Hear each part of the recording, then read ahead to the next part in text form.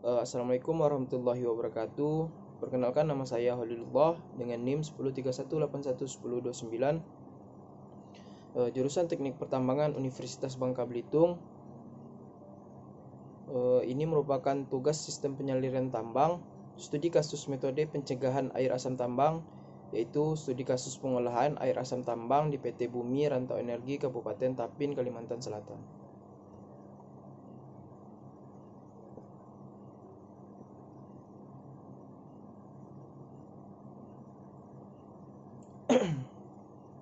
Air asam tambang sendiri atau AAT adalah air yang bersifat asam, yaitu tingkat keasaman yang tinggi dan sering ditandai dengan nilai pH yang rendah, yaitu di bawah 6.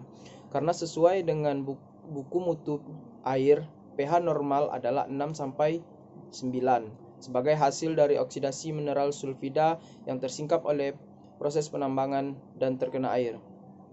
Air asam tambang atau AAT adalah istilah yang digunakan untuk merujuk pada air asam tambang yang timbul akibat kegiatan penambangan serta sering juga disebut air rembesan atau aliran.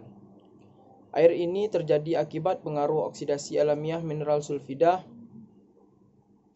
yang terkandung dalam batuan yang terpapar selama penambangan.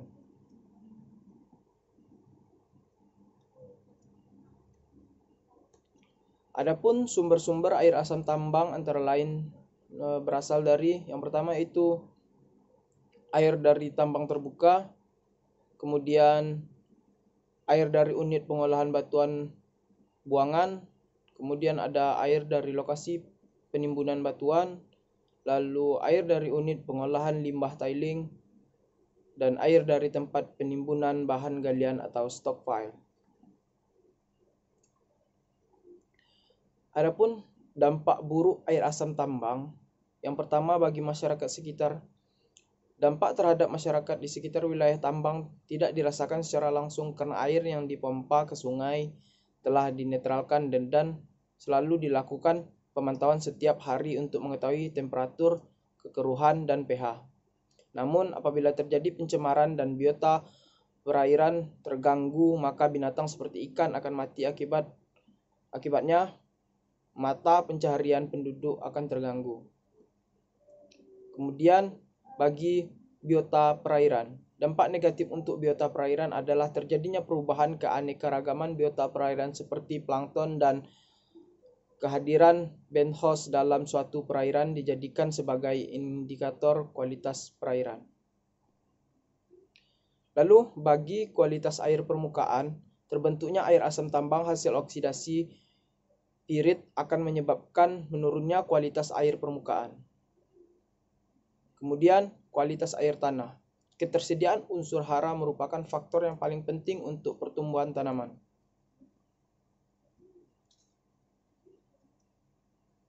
Kemudian pencegahan dan pengolahan air asam tambang.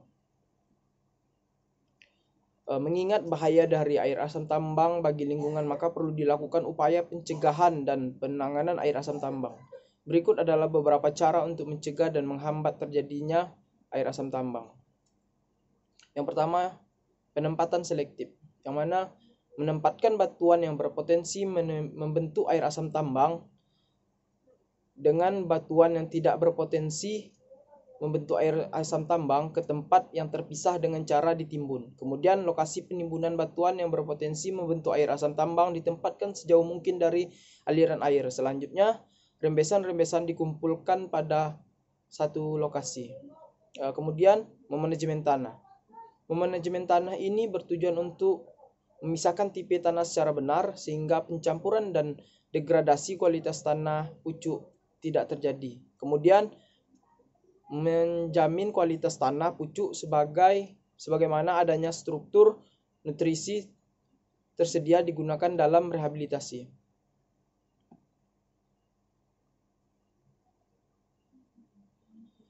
Pencegahan pembentukan AAT dilakukan dengan mengurangi kontak antara mineral sulfida dalam reaksi tersebut sebagai pirit dengan air dan oksigen di udara. Secara teknis, hal ini dilakukan dengan menempatkan batuan yang mengandung air asam tambang yang mengandung atau yang bakal mengakibatkan air asam tambang dalam kondisi di mana salah satu faktor tersebut relatif kecil jumlahnya.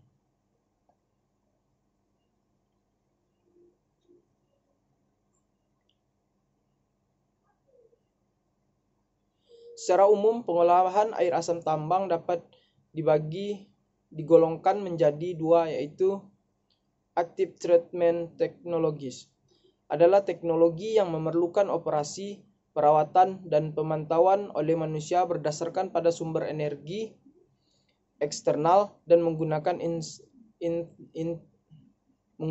infrastruktur dan sistem yang direkayasa.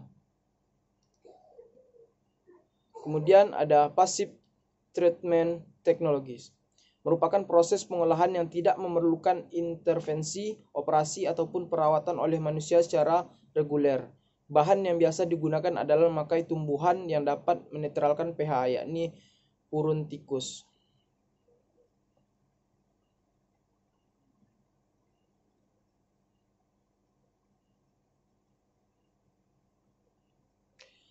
Proses pengaliran awal air asam tambang pada PT Bumi Rantau Energi. Pengaliran yang berasal dari pit, lubang bukaan tambang, dan juga dari unit pengolahan sampai ke akhir dikembalikan lagi ke lingkungan. Lubang bukaan tambang atau pit merupakan area penambangan.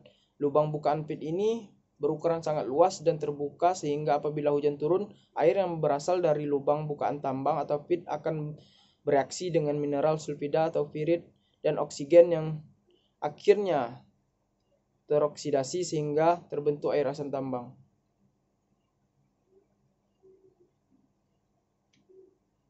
Kemudian ada proses pemompaan air asam tambang. Pemompaan dalam hal ini berfungsi untuk memindahkan atau membuang air dari tempat yang rendah, yaitu dari sumur pada lantai kerja penambangan ke tempat yang lebih tinggi atau keluar tambang. Volume air yang tertampung dalam sumuran jumlahnya akan semakin bertambah jika sejumlah air tersebut tidak dipindahkan ke kolam pengendapan yang akhirnya dapat menghambat kegiatan penambangan. Oleh karena itu perlu dilakukan pemompaan menuju kolam pengendapan atau setting pond. Limbah cair yang berada di tambang atau dari tempat pengolahan crusher terlebih dahulu dipompa ke setting pond kolam pengendapan 1. Air yang berada pada kolam pertama mengalir ke kolam kedua melalui saluran yang dibuang zigzag antara kolam yang satu dengan saluran ke kolam yang lain. Pada kolam yang kedua dilakukan proses pengolahan limbah atau yang disebut dengan kolam penawasan atau pengapuran.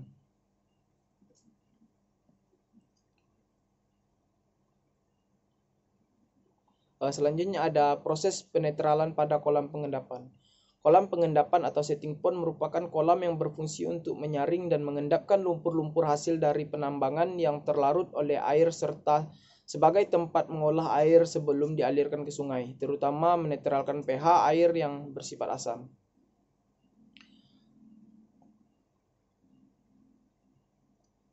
Mungkin sekian presentasi dari saya. Jika ada salah kata ataupun perbuatan, saya mohon maaf dan saya akhiri. Wassalamualaikum warahmatullahi wabarakatuh.